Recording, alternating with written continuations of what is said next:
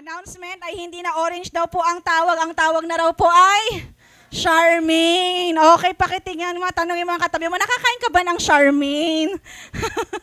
Ayan, no, sa mga legendary, mga Gen Z sa millennial, alam na nila yung Charmaine, no. Sa mga legendary po, yan may content creator po kasi, no, sabi niya, alam mo, buti pa ikaw, Mango, pinag-isipan yung pangalan mo kasi ikaw, at least, Mango, ako, Orange. No, at halata naman orange ako di ba? Wala man lang ibang pangalan. So tinanong siya, ano bang gusto mong pangalan? Sana man lang Charmaine, di ba? So kaya po baka nagtataka kayo, okay mama nalako iray Charmaine la yan tuman yan na po yun, si Orange, no? Nagbago ang pangalan ng prutas na ito. Anyways, no, in relation, no, may mga bagay tayo na ayaw nating tawagin kung ano talaga sila. Alright? May mga issues minsan sa ating buhay, mga problema na ayaw nating i-address. May mga relationships na ramdam nating nag-iba na, pero sinasabi natin, hindi, okay lang yan. Okay pa kami. We're just friends. Wow, showbiz. Diba? Or ano, diba? Yung alam mong may hurt at conflict, pero hindi na inaamin. Di ba? Pinapalitan ng words parang, hindi kasi we grew apart. Wow. Iba na kasi yung mga goals namin in life. Mga ganyan ba? Naririnig nyo ba yan? Di ba? So, minsan, hindi naman talaga yun ang buong katotohanan kasi hindi gumagaling no, ang relasyon kapag iniiwasan ang ugat ng problema. Tama po ba? At dito pumapasok no ang mensahe no na pag-uusapan po natin. Actually, it's a letter of Paul to a person, and actually you consider it a book no sa New Testament. Sulat niya po ito sa isang mama na ang pangalan po ay sa Tagalog Philemon, pero sabi sa English Philemon pala ang tamang pronunciation. Philemon, akala niyo yun. Sabi mga Philemon, wag ka. Oo. So, ang Philemon po, hindi ko po alam, sino pa dito na-encounter niyo na po itong letter na ito, taas ang kamay sa New Testament? Opo, meron po ito. Hindi ko po ito gawa-gawa lang. No? Ayan, Philemon, no? Isa po itong maikling sulat, pero may mabigat po siyang realidad. No? Issue ng conflicts no? About broken relationships, offense, forgiveness, at reconciliation. At ito po ay isang slave, kwento ng isang master, isang conflict na kailangang harapin. Alright? At isang gospel na hindi lang pang-declare, kundi pang-restore ng relasyon. Kaya bago po ako magpatuloy, babasahin muna natin yung introduction ng sulat ni Paul kay Philemon. So inaayahan ko po ang lahat, tatayo po tayo as we read the introduction of Philemon. Nabasahin po natin ng malakas. Paul,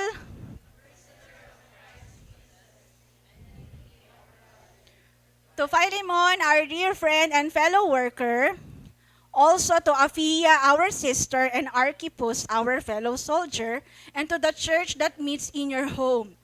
Grace and peace to you from God our Father and the Lord Jesus Christ. And God bless His word. Sige po, pray po muna tayo. Lord, marami pong salamat sa umagang ito. We just want to appreciate and acknowledge the Holy Spirit in this second service. Alam ko po, kanina sa first service, ikaw ay nag-minister sa amin mightily. And I pray, Lord, that through this letter of Paul to Philemon, mabigat po itong letter na ito. Pero ang prayer ko po ay mag-minister ka sa puso namin, sa isipan namin, na ma-appreciate namin ang mensahe nito, especially in our generation, Lord God, na minsan madali na lang unblock, mag-dislike ng isang tao, pero makita namin yung importansya ng restoration, ng reconciliation, and the power of gospel in a person's life, Lord God. And I pray, use your servant this morning. Hindi po ako makita, pero ikaw. In Jesus' name we pray. And everybody says, Amen. Sige, sabi mo sa katabi mo, ready ka na. Alright, so sa umagang pong ito, no, we will talk about the book of Philemon. So my title is entitled Philemon, When the Gospel Rewrites Relationships. Sabihin nga natin, relationships. So pag-usapan muna natin yung background ng letter na ito ni Paul kay Philemon. So ang time na to, nung sinusulat ni Paul, naka-house arrest po siya, nakakalong siya. So sinasabi na ang Philemon ay kasama sa prison letters or prison epistles na sinulat niya habang nakakulong, gaya ng Ephesians, Colossians at Philippians, no? And sinasabing ang Philemon ay continuation ng Book of Colossians. In fact, ito po ang pinakamaiksi, sabi ko nga, na letter na sinulat niya. Chapter 1 lang, yun lang. Pero yung ibang books or letters, iba, marami siyang marami siyang chapters. So, isang pirasong papyrus lang ito na sulat, kasya siya. But don't let its small size trick you kasi this is actually one of the most explosive things that Paul ever composed. Sabi mga explosive. May pasabog si Paul sa letter na ito. At ito rin din ang isang letter, private letter, na personal letter ni Paul na binasa sa isang, publicly sa isang house church, no, sa Colossian. Now, maybe you're asking, ano ang purpose ng letter ni Paul para kay Philemon? No? Ang purpose ay i-convince si Philemon na patawarin ang kanyang slave na si Onesimus at tanggapin siya hindi na bilang alipin, kundi bilang kapatid daw po sa faith. Alright? And ito pong pag-uusapan natin, tingnan natin yung naging blueprint ng letter niya. Pag-usapan natin yung 2 parts ng laman ng kanyang letter. So number 1 is Paul's appreciation to Philemon. So in-appreciate niya muna itong mama. In verse 1 to 7, may kita natin dyan ang sinabi niya. Pero mag-umpisa tayo sa verse 4. Sabi dyan, sige, pabasahin natin lahat. Sabi dyan, I thank my God, making mention of you always in my prayers, hearing of your love and faith which you have toward the Lord Jesus and towards all the saints. Verse 6, that the sharing of your faith may become effective by the acknowledgement of every good thing which is in you in Christ Jesus. And last, for we have great joy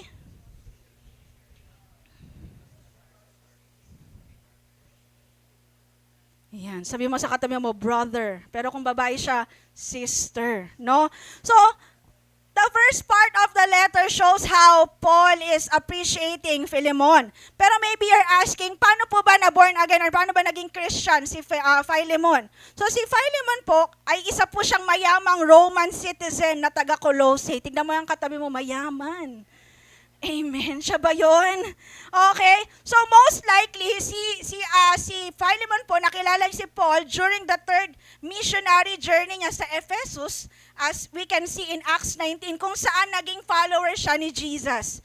So nag-start si Epaphras, no, co-worker po ni Paul, sa isang Jesus community sa Colossae at naging leader po itong si Philemon ng isang church na ginaganap mismo sa bahay niya. Alright? So familiar ba, lalo na sa mga nagko-community life, di ba? Ang community life natin ginagawa sa mga bahay, di ba? Reynaldo, di ba? Ate Beth? So same din, sa time nila noon, ang church ay ginaganap sa mga bahay-bahay pa talaga. Alright? Kaya nga in verse 2 ng sulat address niya, sabi niya, the church that meets in your home. No, nung first century, wala pa silang ganitong mga dedicated na church buildings. Lahat ng gathering ay ginagawa sa mga bahay-bahay. So yung isipin nyo, malaki yung bahay ni Philemon kasi kasya ang isang buong kongregasyon. No? Lokal ng simbahan siya para mag-worship. Alright?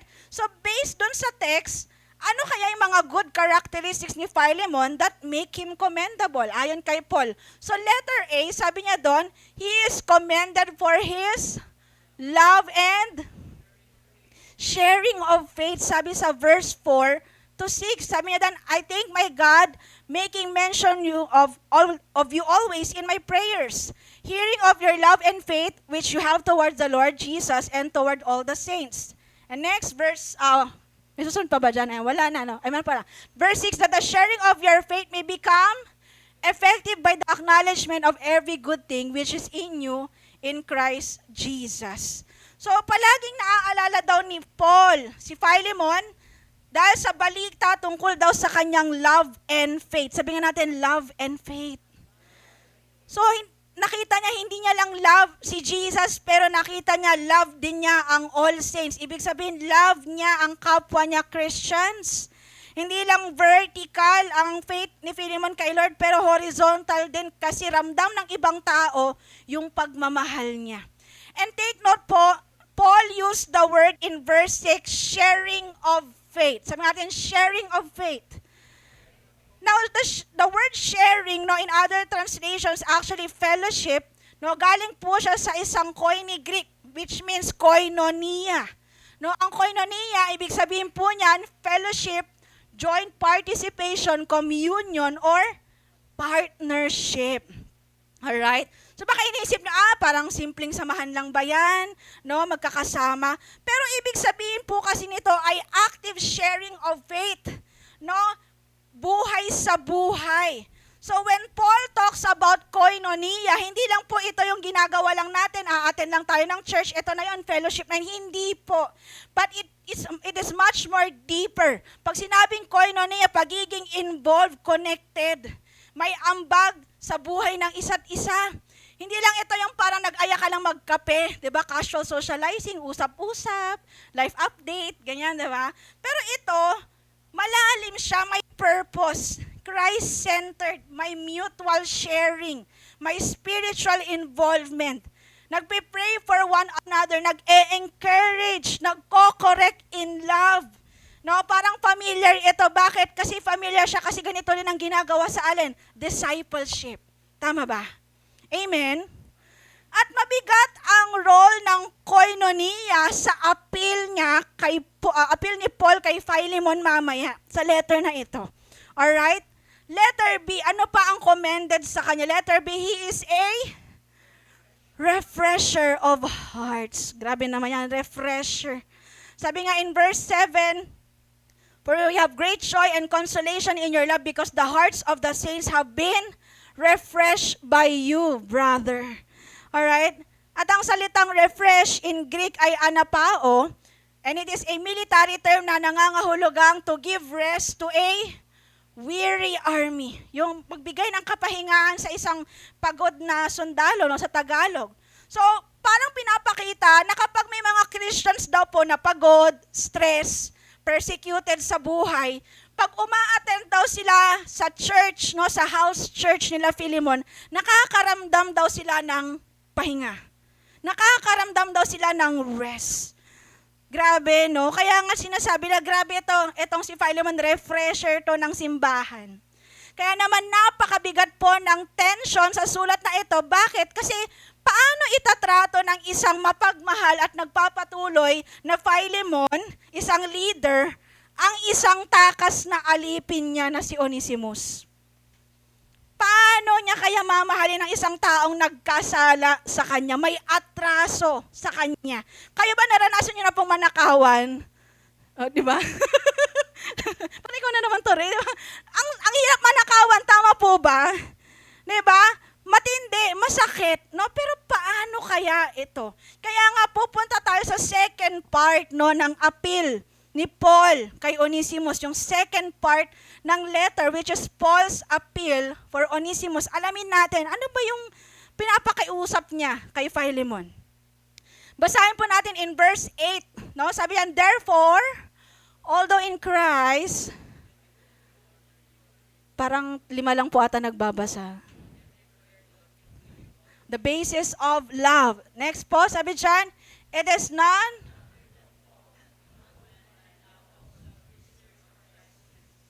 that I appeal to you for my son.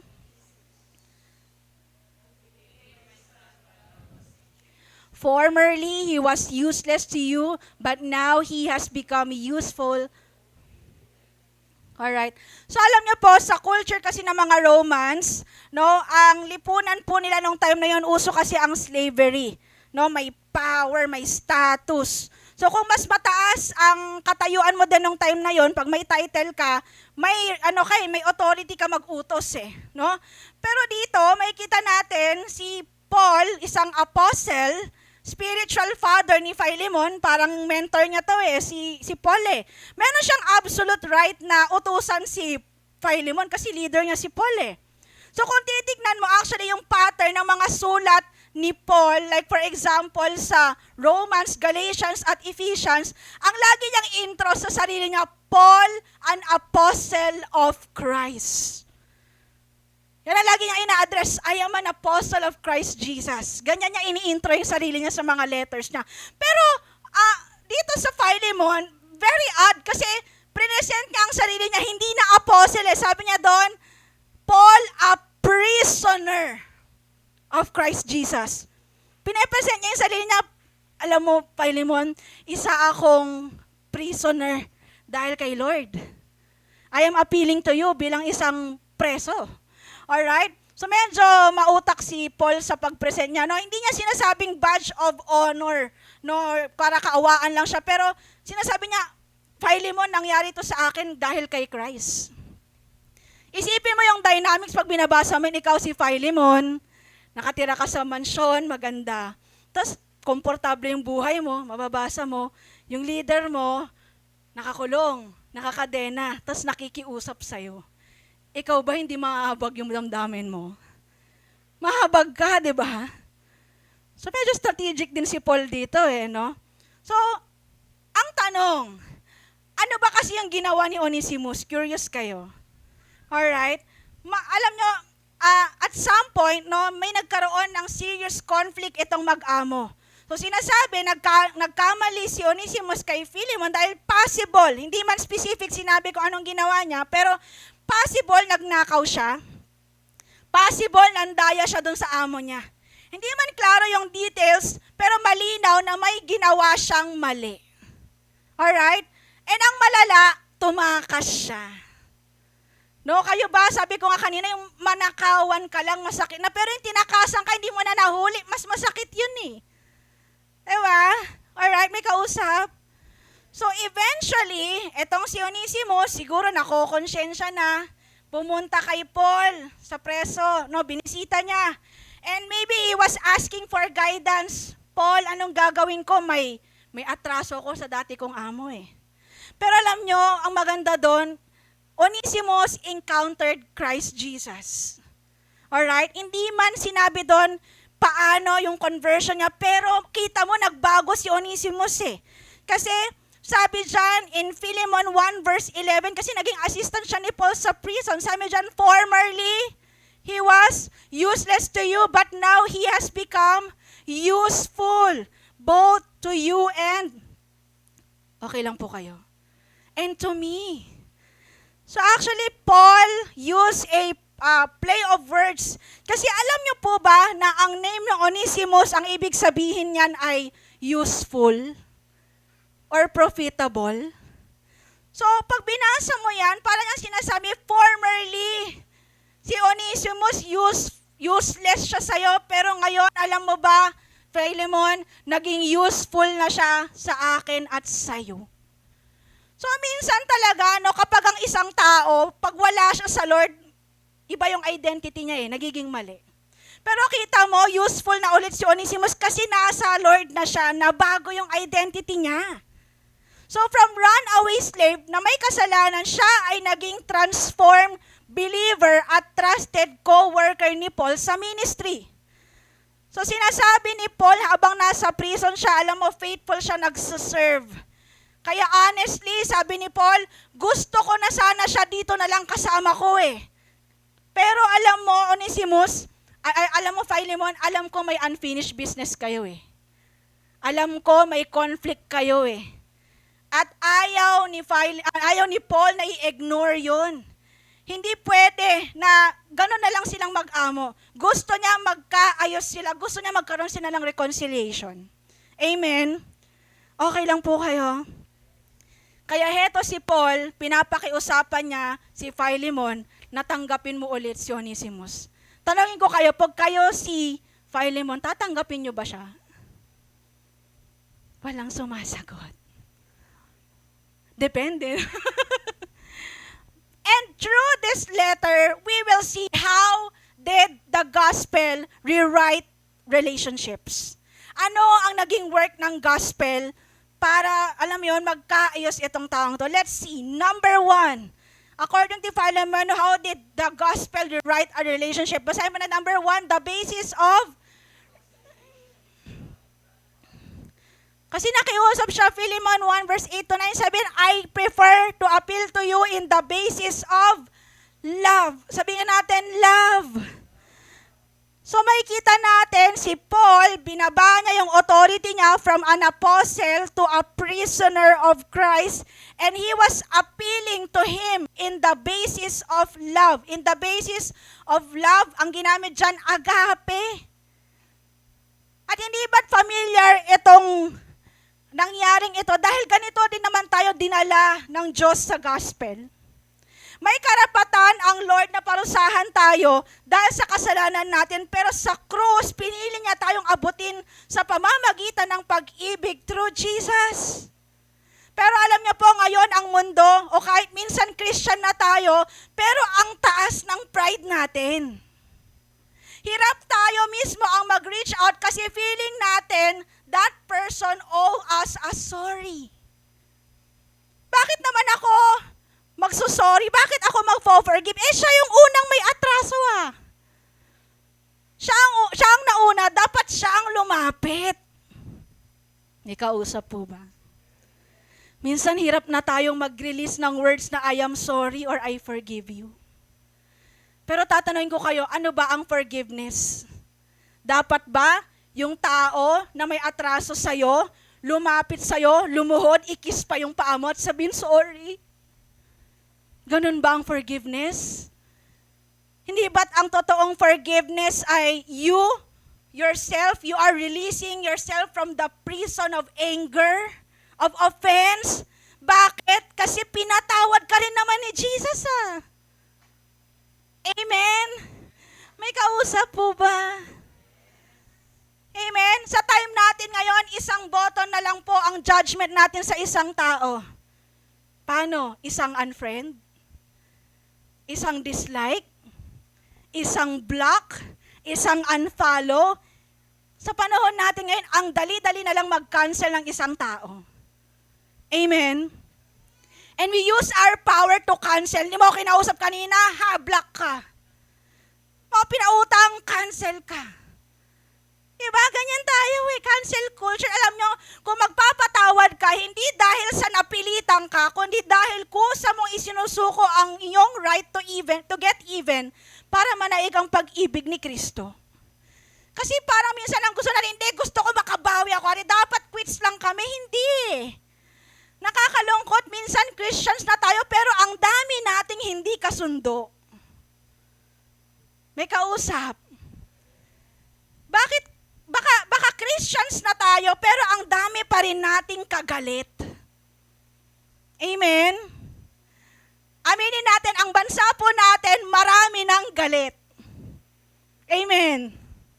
Nag-aaway-away na dahil sa politics. Pero sana tayong Christians, wag na po tayo makisali sa gulo. Amen? Hindi, dapat, kapatid, ang gulo na ng mundo, nakikisama ka pa sa gulo. Alam nyo, nai-imagine ko si Jesus, magiging malapol siya, parang gusto niyang sabihin, Pinas! Pinoy! Pwede bang mag-unite na kayo, magbati-bati na kayo in the basis of love? Amen?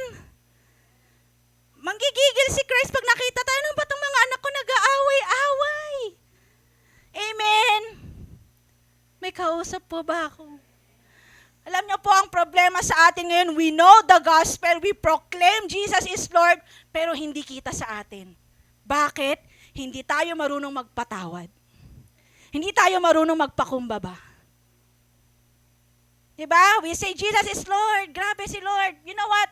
Let us not just focus on gospel declaration, but let us focus on what? Gospel demonstration. Kasi ang kailangan na ng tao ngayon, pakita mo. Christian ka, ipakita mo. Madali lang namang sabihin, love mo si Lord, pero mahirap ipakita na love mo yung kapitbahay mo kahit na gabi-gabi nagbibidyo kayo ng maingay. Amen? May kausap. So nagtatanong nga yung mga disciples ni Jesus, Jesus, paano namin malalaman? Paano nila malalaman na kami ay mga disciples mo, na anak mo kami, diba? That we are your follower of Christ. Sabi ni Jesus, John 13 verse 35, kung nagmamahalan kayo, sige babasahin natin, malalaman ng lahat ng tao na mga tagasunod ko kayo. Eh, ang problema sa atin, kapwa kaaway din natin. So ipakita natin kung sino si Christ by showing them how we love. Amen. Okay lang po kayo. Di pa ako galit. So that's number 1. The reconciliation basis is love, not power. Pangalawa, how did the gospel the right relationship? Number 2, from slaves to Christ's family. No, yung kaninang na-mention natin, yung koinonia fellowship. Philemon 1 verse 16, sabi dyan, no longer as a slave, but better than a slave, as a dear brother. He is very dear to me, but even dearer to you, but both as a fellow man and as a brother in the Lord. So, dahil sa gospel, binuwag niya yung structure ng ancient world sa pamamagitan ng koinonia. No, yung shared life and fellowship. Sinasabi ni Paul na sa loob ng pamilya ng Diyos, hindi pwedeng mag-relate na kayo, Philemon at Onesimus, bilang master at slave. No, hindi na dapat ganun yung relationship nyo, pero sabi niya, dapat ang turingan nyo, magkapatid na kayo in Christ. Kasi sabi dyan, as a brother in the Lord. And alam nyo ba, hindi ba ganyan din ang ginawa ng Diyos sa atin, di ba? Before, we were slaves to sin. But through the cross, we have been set free. And we are freed from the slavery of sin. And we belong now to our new master, which is Jesus Christ.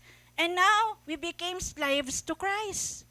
Pero ang malupit, di ba, hindi lang naman dito na-limit yung relationship natin kay Lord.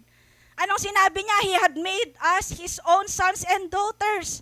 Sabi nga sa Galatia 4 verse 6 to 7, basahin po natin ng malakas. Sige, pakita natin yung text. Sabi dyan, at dahil mga anak na tayo ngayon ng Diyos,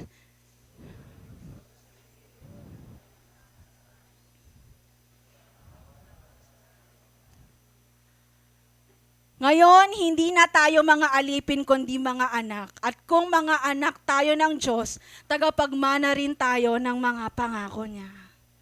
Tingnan mo ngayong katabi mo, tagapagmana yan. Tingnan nyo talaga, hindi nyo kasi tinitingnan hindi nakikita ang tagapagmana siya eh. Tagapagmana yan. At ito yung malupit kay Lord eh. Sabi niya, dahil sa ginawa ni Jesus sa cross, hindi mo na lang siya matatawag na master, but you can call Him Father. At gaya ng isang anak, isa ka ring tagapagmana.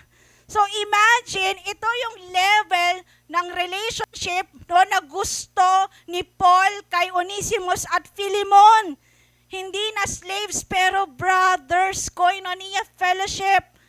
At alam niyo, sa time natin yun, sabi ko nga, minsan may division sa belief at standing. Sana i-demonstrate natin yung klase ng relationship na higit lang sa surface level. Diba? But a deep connection with one another as a family. Tatanungin ko po kayo, who among you here, you appreciate your church family? You appreciate Lighthouse Church? Diba? Alam niyo po, diba, sabi nga ni Rev Paul sa preaching niya last week, naalala pa ba yung title? Hala, tatawagin ko si Rev. We talk about Solomon's Portico, tama po ba? At nalaman natin doon that the church is not about the building, but it's us, the people. Amen? So, pag sinabing tayo yung real church, we treat each other as a family. And ako, personally, I appreciate the church, no, yung koinonia fellowship. Bakit? Kasi ang sarap kayang ma-involve sa isang church family. Biruin mo, sino pa yung mga tao hindi mo kadugo, sila pa yung mga tao unang i-encourage ka, kakamustahin ka, di ba? Amen? Kasi yan naman talaga ang goal. Kaya sa mga mentors dito, di ba, sa mga naranasan na mag-disciple, bakit minsan, kapag may disciple kang nawawala sa Lord, masakit? Pansin mo ba, parang masakit, parang feeling mo na walang ka ng kapatid, parang feeling mo na walang ka ng anak, parang ganun eh. Kasi hindi ka lang naman nag-build ng surface level na relationship eh.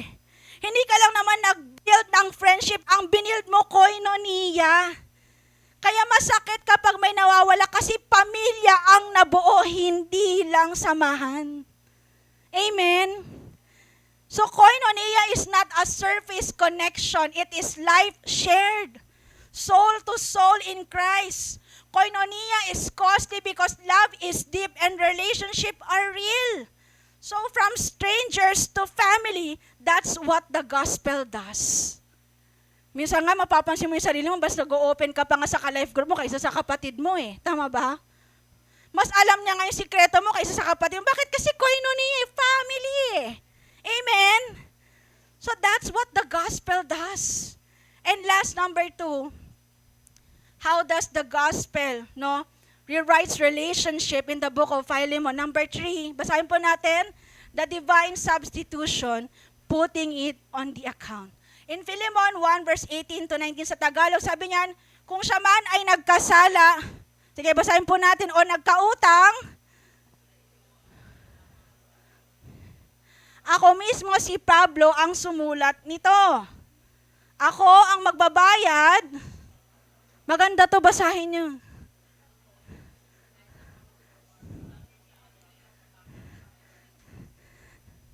Ganda. Sabi niya dito, ako ang magbabayad sa anumang pagkakautang niya sa'yo. Parang sinasabi niya, Philemon, kung may parcel pang hindi nabayaran si Onesimus, ako na magbabayad. Wow!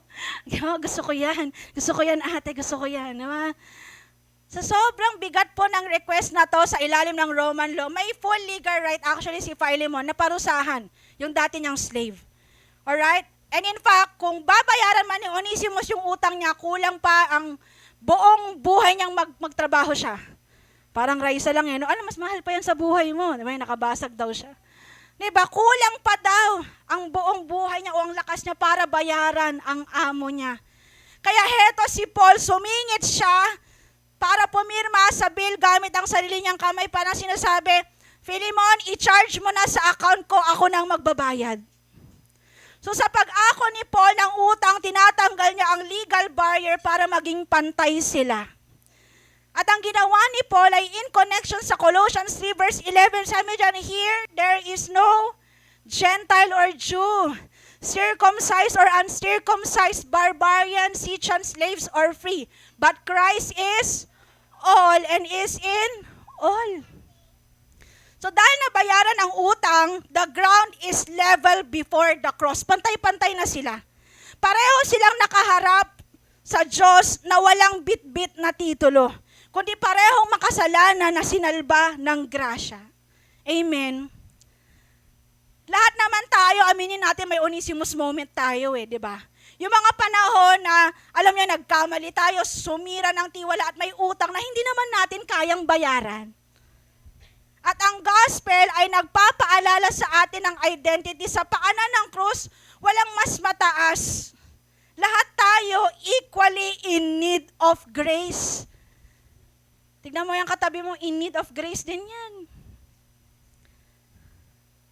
And the book of Philemon plays an important role in the book of Philemon, Paul plays the role of Christ. Onesimus plays the role of us. And Philemon reflects the father opening his arms to a returning runaway. Parang ganito yung example. Sige, magtatawag ako ng mga artista dito. Sige, ikaw na lang, Alex. Kunyari, Alex, ikaw si Onesimus.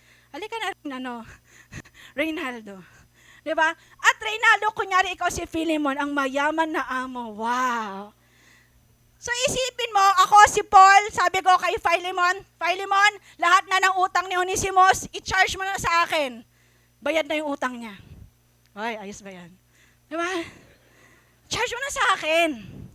Ngayon, pantay-pantay na tayong tatlo. Kasi pagharap natin sa cross, lahat tayo pantay-pantay. Whether you are a master or slave or apostle, lahat tayo pantay-pantay sa harap ng Diyos. Kasi tayong tatlo, we are all in need of the grace of God. So ngayon, Philemon, bilang isang ama, tanggapin mo na ulit ang iyong anak. Sige, hug na kayo. Yes. Yes. Ganyan. Marami pong salamat. So imagine that kind of picture. Yan yung kind of picture na sinasabi ni Philemon. Kaya sa totoo lang, alam niya minsan nakakalungkot. aminin natin, di ba, grabe yung sin sa ating nation, corruption.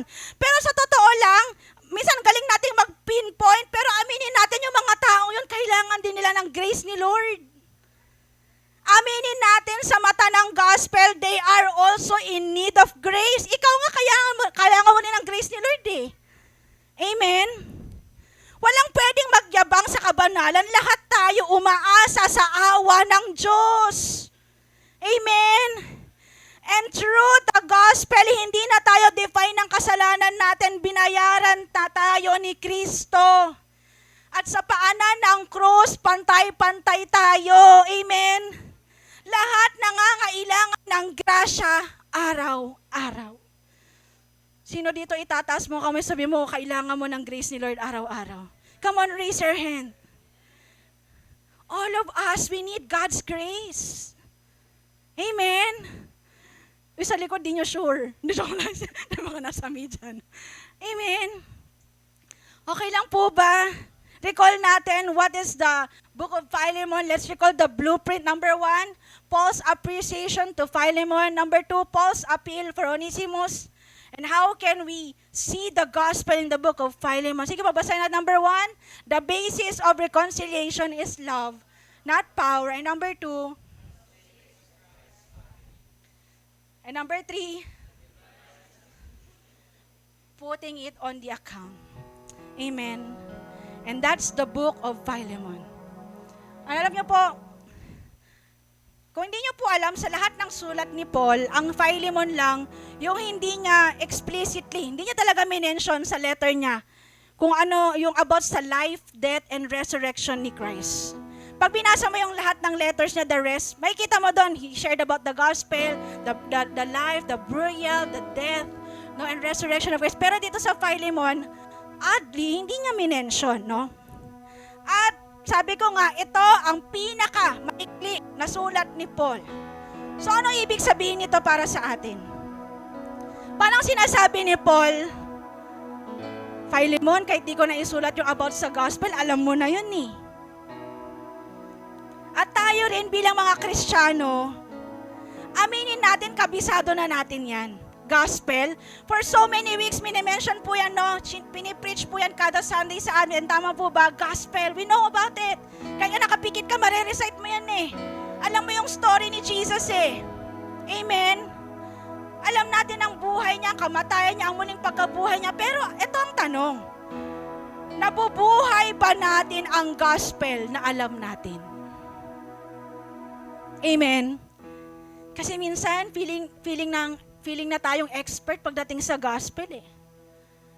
Puro na tayo declaration. Amen? Pero kulang tayo sa demonstration. At alam niyo, sabi nga ni D.L. Moody, one of famous, known American evangelist, publisher, and founder of several global Christian ministries, sabi niya dito, napakaganda, sabi niya, the Bible amuses many, condemns some, and transforms few. And out of 100 men, one will read the Bible. The other 99 will read the Christian. They will read the Christian. They will read us. They will look into us. So, ibig sabihin, hindi lang Biblia ang binabasa ng mundo, buhay po natin ang binabasa nila. Kaya minsan mapapatanong ka, di ba Christian kayo? Bakit kayo ganyan? Wala na ba kami karapatang magkaman? Pero that's the reality. They are looking into our lives. At ganito yung nangyari sa Philemon, tinitignan ng church ang buhay ni Onesimus na dating makasalanan na nakaranas ng grace ni Lord kaya nagbago. Tinitignan ng tao kung paano magre-reconcile ang isang master at slave na nagkaroon ng hidwaan. Kaya ang tanong ko po rin sa atin, anong letter ang binabasa ng mundo ngayon sa buhay natin? At alam niyo po, ang Philemon, maikli lang, sabi ko, punong-puno ng lalim, short, but it was powerful. Bakit? Kasi minsan, sa buhay po natin bilang Kristiyano, hindi natin kailangan ng bagong revelation. Ang kailangan natin is ang simpleng paalala para ibalik tayo sa malalim na katotohanan. At ano yun, church? balik tayo sa reconciliation. Baka tumatagal tayong Kristiyano, ang dami mo pa rin kaaway, ang dami mong kahidwaan. Pero sana bumalik tayo sa restoration ng relationships. Huwag tayo magsawa sa tunay na koinonia. Sharing of faith. Kung ikaw nasaktan ka bilang mentor na walang ka ng disciple, mag-disciple ka ulit. Mag-build ka ng isang spiritual family. At ano pa, higit sa lahat, balik tayo sa halaga ng cross. Yung substitution ni Christ. Kasi ang grace ni Lord, nagaya mo at kaya ko, para po ito sa mga nagkamali. Para po ito sa mga nasira ang buhay, mga taong may tinatagong kasalanan, mga nasaktan, nakasakit. Kahit pa po yung mga tinuturingan nating corrupt ngayon at wicked, kahit sobrang layo na sa Diyos, alam niyo po, walang tao na hindi nangangailangan ng grasya. At walang kasalanan na hindi kayang abutin ng grasya. Bakit? Inabot ka nga ni Lord eh. Alam niyo po, ano man ang titles na meron tayo, whether you're a leader, you're a pastor, or a member, attendee of church, let's admit, pagdating po sa paanan ng krus, lahat po tayo pantay-pantay. We are all in need of grace. Amen. Kaya alam niyo po, sa time ngayon, hindi lang dapat para malaman nila ang gospel, kundi dapat isabuhay natin ang gospel. Amen. Because when the gospel is lived out, the world doesn't just read the Bible. They read Christ in us. And this is the gospel. Yung gospel na hindi lang natin pinapakinggan, pero sana yung gospel na nakikita sa buhay ng bawat isa sa atin. Amen. And alam niyo po, before we end, sa totoo lang, as a church, nag-uusap kami na Rev. Sa totoo lang, grabe na ang gagaling na ng mga some of our coaches, mentors, sinitrain natin. And this year, maybe it's time to take a break. Kasi alam na nila ang gospel eh. Kayang-kaya nila yan. Pero this time, we decided as a church, na let's go and demonstrate the gospel to the people. Kaya nga po kahapon, nauna na po sa San Jacinto, nagkaroon po sila ng mission deployment. Sige, pakita natin dyan, talaga, alam mo yun, nag-share po sila ng gospel sa San Jacinto, nagpakain, nag-reach out mga bata, ng mga pamilya. Kasi yan ang kailangan ng mundo ngayon, yung maramdaman nila na buhay si Lord through our love. And mamaya po sa Pugaro ulit, magkakaroon po tayo ng mission ulit. And we're so excited. Alam niyo po, ito na ang gusto ng mundo ngayon, maramdaman nila tayo mga Christians na may buhay na Diyos sa pamamagitan ng pagmamahal natin. Ang galing-galing na nating mag-share ng gospel, pero sana magaling ka rin iparamdam sa kanila ang gospel. Amen. Sasama ka ba? Sinong sasama? Hindi ko alam sa'yo kung sasama ka o hindi, pero basta kami, sasama kami. And with that, tatayo po tayong lahat.